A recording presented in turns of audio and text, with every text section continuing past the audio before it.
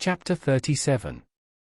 Deeming Sunday the best day for taking Mr. Wemmick's Walworth sentiments, I devoted the next ensuing Sunday afternoon to a pilgrimage to the castle.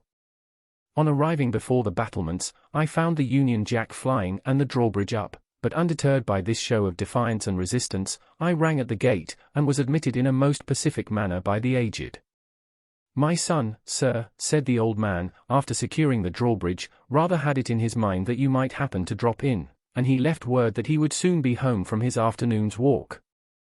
He is very regular in his walks, is my son. Very regular in everything, is my son." I nodded at the old gentleman as Wemmick himself might have nodded, and we went in and sat down by the fireside. "You made acquaintance with my son, sir," said the old man, in his chirping way, while he warmed his hands at the blaze, "at his office, I expect?" I nodded. "Ha! I have heard that my son is a wonderful hand at his business, sir?" I nodded hard. "Yes, so they tell me." "His business is the law?" I nodded harder. "Which makes it more surprising in my son," said the old man, "for he was not brought up to the law, but to the wine coopering." Curious to know how the old gentleman stood informed concerning the reputation of Mr. Jaggers, I roared that name at him.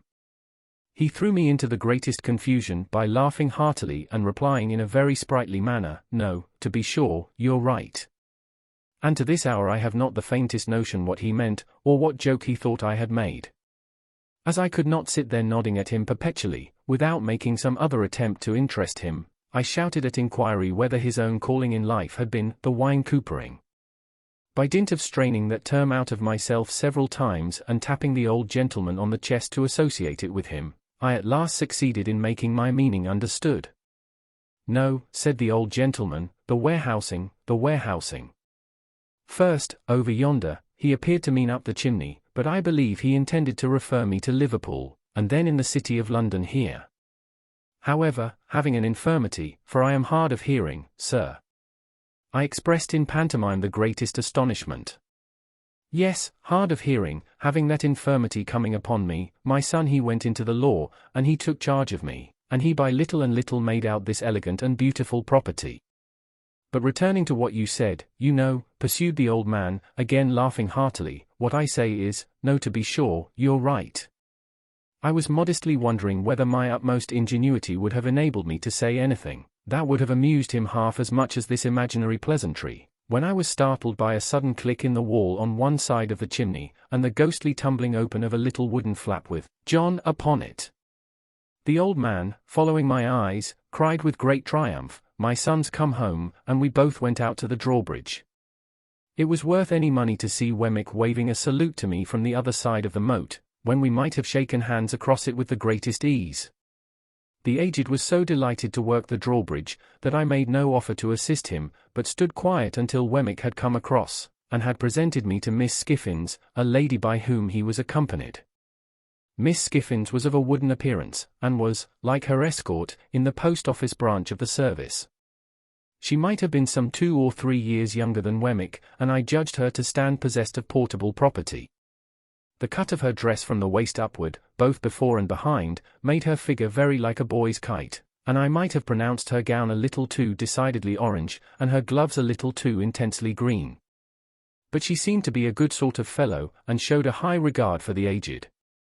I was not long in discovering that she was a frequent visitor at the castle, for, on our going in, and my complimenting Wemmick on his ingenious contrivance for announcing himself to the aged, he begged me to give my attention for a moment to the other side of the chimney, and disappeared. Presently another click came, and another little door tumbled open with "Miss Skiffins" on it, then Miss Skiffins shut up and John tumbled open, then Miss Skiffins and John both tumbled open together, and finally shut up together.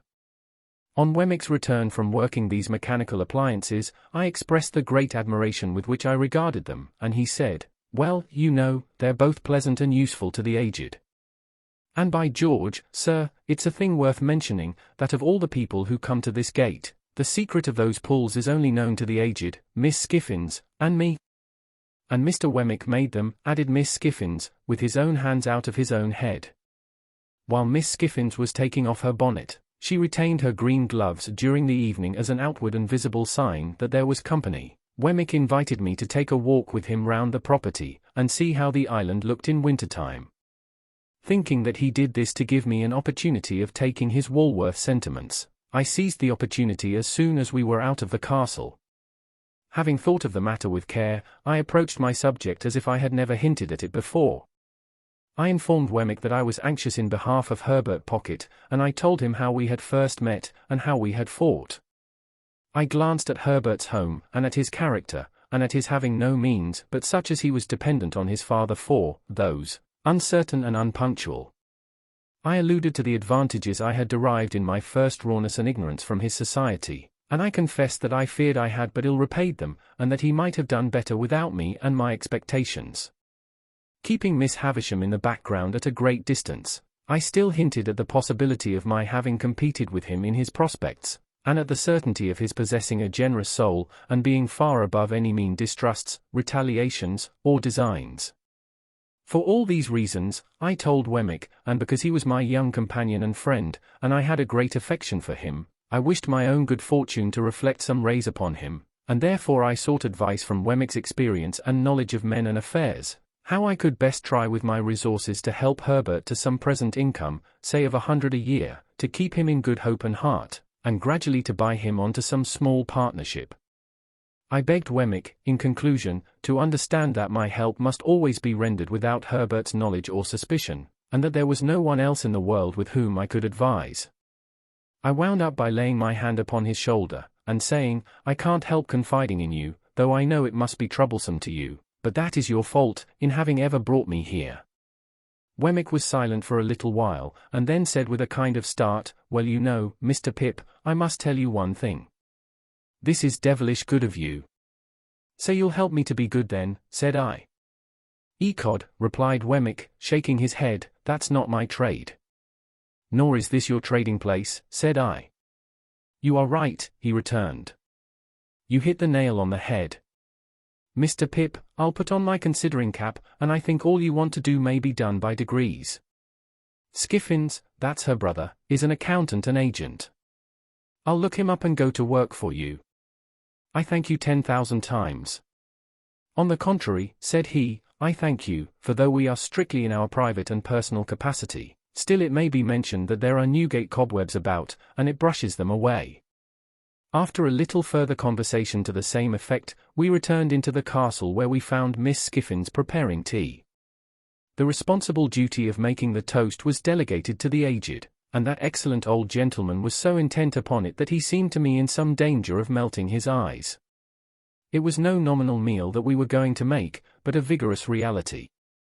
The aged prepared such a haystack of buttered toast, that I could scarcely see him over it as it simmered on an iron stand hooked onto the top bar, while Miss Skiffins brewed such a jorum of tea, that the pig in the back premises became strongly excited, and repeatedly expressed his desire to participate in the entertainment.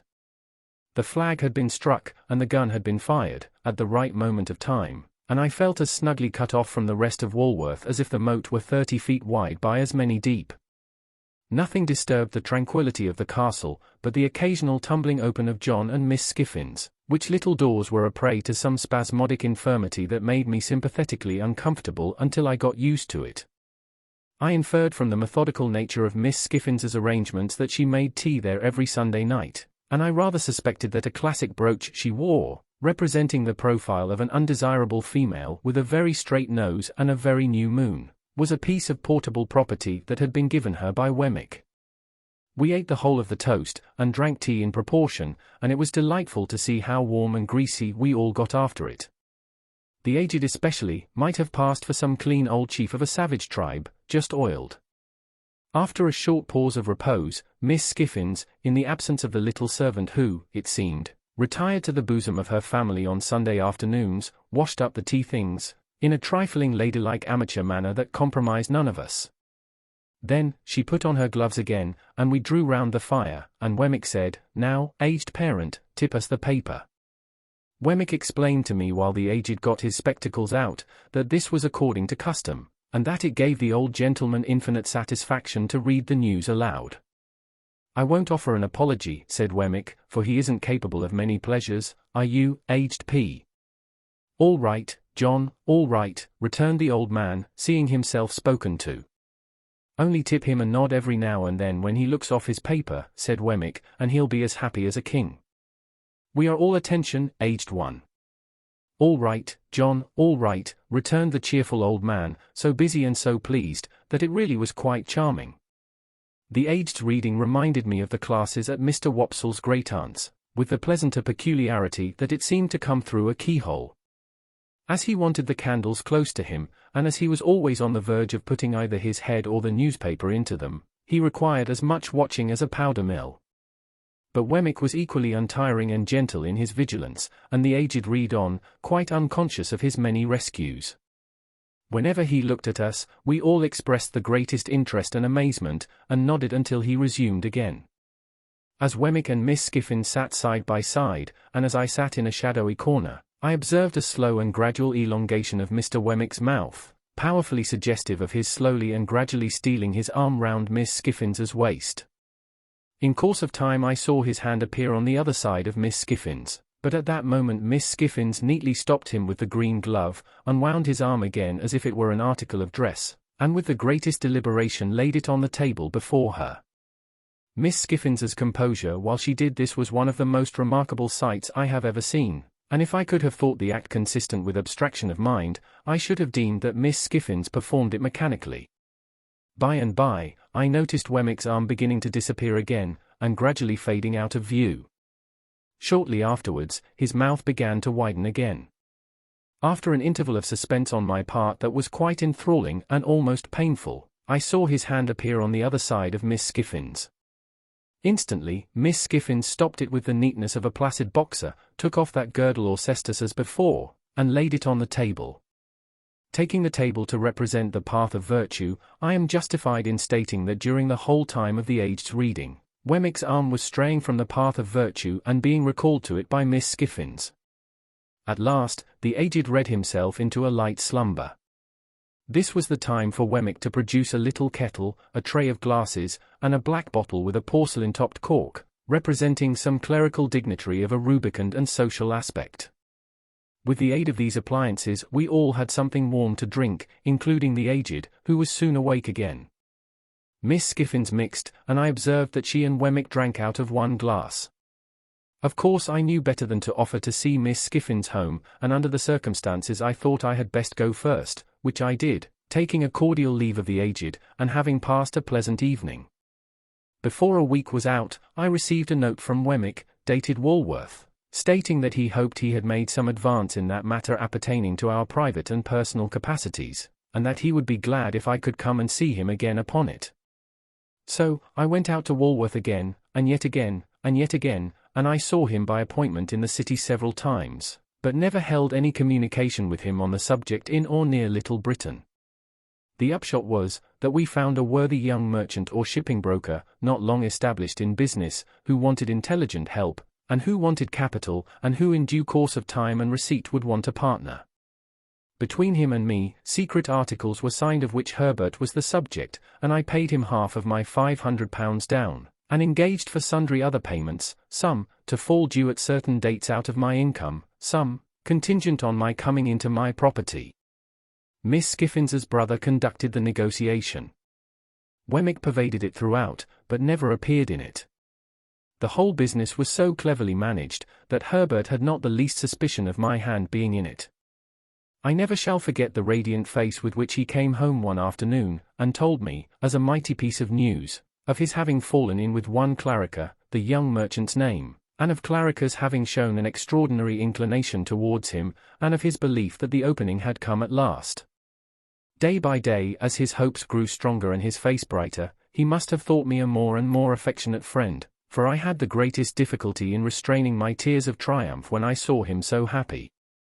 At length, the thing being done, and he having that day entered Clarica's house, and he having talked to me for a whole evening in a flush of pleasure and success, I did really cry in good earnest when I went to bed, to think that my expectations had done some good to somebody. A great event in my life, the turning point of my life, now opens on my view. But, before I proceed to narrate it, and before I pass on to all the changes it involved, I must give one chapter to Estella. It is not much to give to the theme that so long filled my heart.